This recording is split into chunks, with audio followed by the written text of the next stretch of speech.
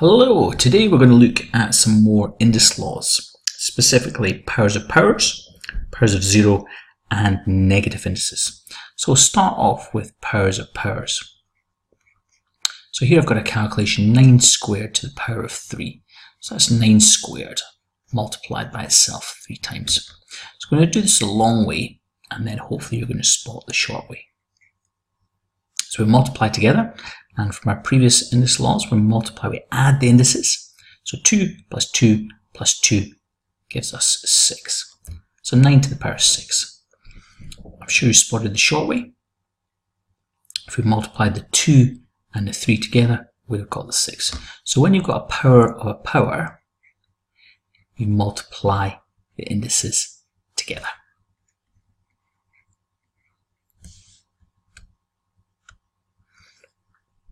Moving on to powers of 0.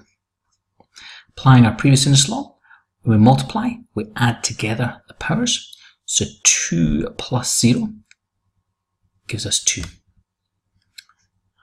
I'm going to look at another calculation, and what we're going to do is we're going to hopefully understand why the power of 0, anything to the power of 0, is the value it is. So another way of getting 7 squared is saying, or looking at calculation, 7 squared multiplied by what gives us 7 squared? Well, there is only one possible answer, and that's 1. 7 squared multiplied by 1 gives us 7 squared. Now, if we compare these two calculations, those two are the same, those two are the same, therefore, those two must be the same.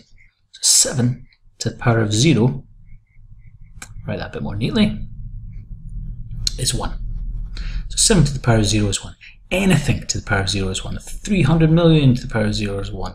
2.3 to the power of 0 is 1. Anything to the power of 0 equals 1.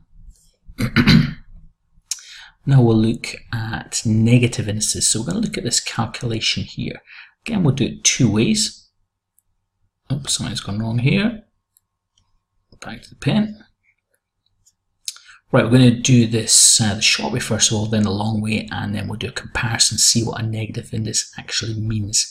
So when we divide, we subtract the indices. So 2 subtract 5 gives us negative 3. So remember, when you divide, you subtract the indices. The long way, I'm going to do this the long way, 7 squared. That's on the numerator, and we've got 7 to the power of 5 on the denominator. Cancel out common factors, and it leaves us with 7 to the power of 1, 2, 3, 7 to the power of 3 on the denominator. So it equals 1 over 7 to the power of 3. Now these two calculations are the same, therefore those must be equal.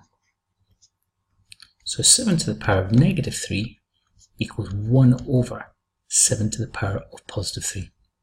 Now I find a useful way of remembering this is to imagine this is a fraction, and anything divided by 1 is itself. So we can put 7 to the power of negative 3 over 1 is exactly the same as itself.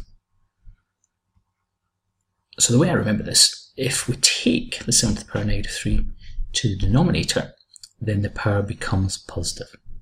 Also, if you take it back up to the numerator, the power changes sign and becomes negative.